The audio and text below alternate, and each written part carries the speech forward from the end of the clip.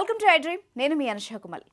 ప్రతి ఒక్కరూ తమ వంటల్లో తప్పనిసరిగా వాడే పదార్థం ఏంటి అని అడిగితే టక్కున చెప్పేది ఉప్పు.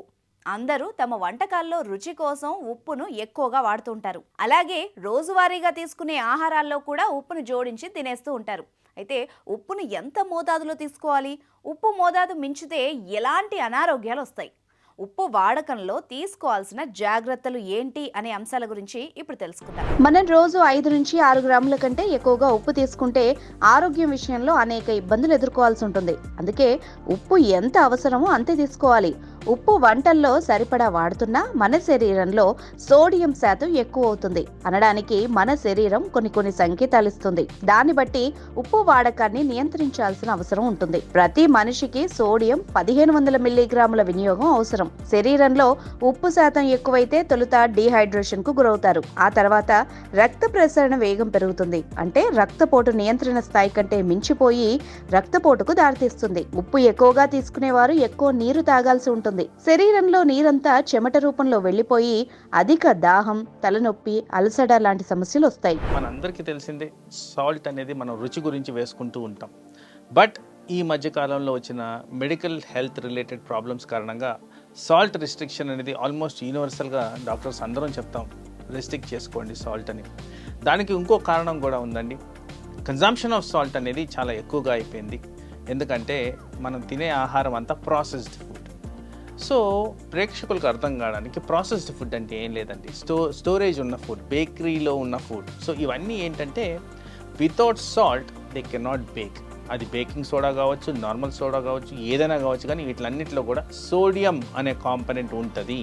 ఈ సోడియం అనే కాంపనెంట్ కారణంగా మన బాడీలో చాలా అనర్థాలు జరిగేదానికి ఆస్కారం ఉంది. పర్టిక్యులర్గా related to cardiovascular system, blood pressure, heart circulation, heart function, వీటిలన్నింటికి సంబంధించి ఈ సోడియం అనేది చాలా important.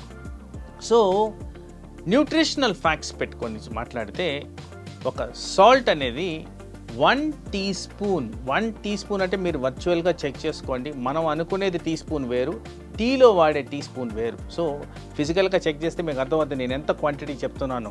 That is equal to 1.5 grams per day. అంత amount of consumption of salt ఉంటేనే ఇది కరెక్టు. తర్వాత ప్రేక్షకులకు అర్థం కావాల్సింది ఏంటంటే మనం తినే ప్రతి ఫుడ్ సబ్స్టెన్స్లో సోడియం అనేది ఉంటుంది.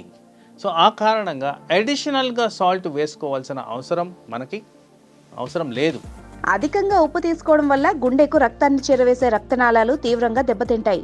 దీంతో గుండెలోని భాగాలకు ఆక్సిజన్తో పాటు పోషకాల సరఫరా ఆగిపోతుంది. ఫలితంగా గుండెపోటు వచ్చే అవకాశం ఉంది. ఆహారంలో ఉప్పు పరిమితి కంటే మించితే మూత్రపిండాల్లో రాళ్లు ఏర్పడే అవకాశం ఉంది. సాధారణంగా మూత్రపిండాలు రక్తంలోని మలినాల్ని శుభ్రం చేసి వ్యర్థాలని బయటకు పంపిస్తాయి. అయితే శరీరంలో ఉప్పు శాతం ఎక్కువైనప్పుడు కాల్షియంని కూడా వడపోసి శరీరం నుంచి బయటకు పంపిస్తాయి. దీంతో మూత్రపిండాల్లో రాళ్లు ఏర్పడే అవకాశం ఉంది. అలాగే శరీరం నుంచి అధికంగా కాల్షియం బయటకు వెళ్లిపోవడం వల్ల ఆస్టియోపోరోసిస్ వ్యాధి వచ్చే ముప్పు ఎక్కువ. ఫలితంగా ఎముకలు పలుచబడ్డం, గుల్లబారడం జరుగుతుంది. ఉప్పు ఎక్కువగా తీసుకుంటే జీర్ణాశయ క్యాన్సర్ వచ్చే అవకాశం ఎక్కువ. అధిక ఉప్పు వాడకం జీర్ణాశయ గోడల్ని దెబ్బతీస్తుంది. ఫలితంగా ఇన్ఫెక్షన్లు, వాపులు, క్యాన్సర్ సమస్యలు ఎదురవుతాయి.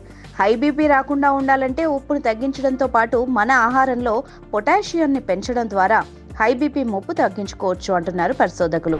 సో సాల్ట్ ఎక్సెస్ తీసుకున్న దానివల్ల మనకి బాడీలో తీవ్రమైన పరిమాణాలు జరిగేదానికి ఆస్కారం ఉంది. Particularly related to blood pressure, heart functioning compromise అవుతుంది.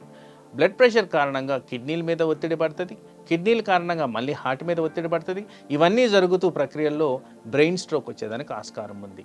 సో సోడియం రెస్ట్రిక్షన్ అలోన్ అంటే సాల్ట్ రెస్ట్రిక్షన్ అలోన్ మనకి బ్లడ్ ప్రెషర్ని by about 10 to 15 mm of mercury, అంటే ఆ బ్లడ్ ప్రెషర్ కొలత ఉంటుంది చూడండి, 120/80 అని చెప్తాం నార్మల్. ఆ 120ని 10 to 15 తగ్గించేదానికి ఆస్కారం ఉంటుంది. అందుకారణంగా సాల్ట్ అనేది రెస్ట్రిక్ట్ చేసుకోండి.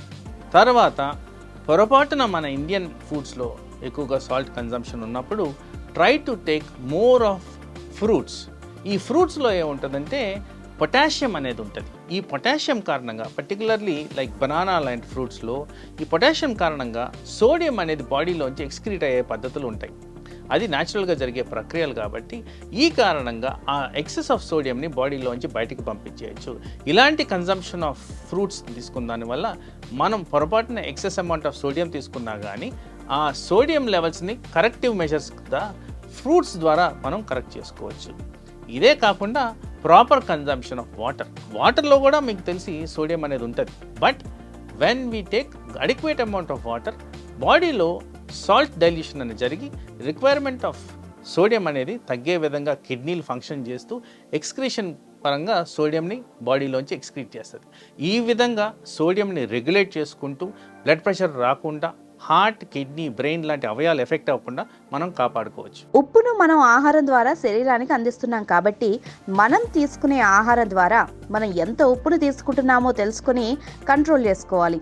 ముఖ్యంగా ఫాస్ట్ ఫుడ్స్, జంక్ ఫుడ్లో ఉప్పు వాడకం ఎక్కువగా ఉంటుంది. దీనివల్ల సోడియం శాతం పెరుగుతుంది. అది రక్తంలో చేరకుండా కరిగించడానికి శరీరంలో నీరును ఉత్పన్నం చేస్తుంది. అందుకే డీహైడ్రేషన్కు గురవుతాం. ఇది వాంతులు, విరోచనాలు, వికారానికి దారితీస్తుంది. ఉప్పు వినియోగం వల్ల తలనొప్పి, హై బీపీ వంటివే కాకుండా గుండె కండరం పెరిగే ప్రమాదం ఉంది. మూత్రపిండాల్లో రాళ్లు, పొట్ట క్యాన్సర్, బ్రెయిన్ స్ట్రోక్ వంటి అనారోగ్య సమస్యలకు ఈ అధిక ఉప్పు వినియోగమే కారణం. మన ఆరోగ్యం మనం తీసుకునే ఆహారంపై ఆధారపడి ఉంటుంది. అలాంటి ఆహారం తీసుకునే విషయంలో ఎన్నో జాగ్రత్తలు తీసుకోవాల్సి ఉంటుంది. ఆరోగ్యకరమైన వ్యక్తులు రోజు 2 గ్రాముల నుంచి 6 గ్రాముల వరకు ఉప్పును వాడుకోవచ్చు.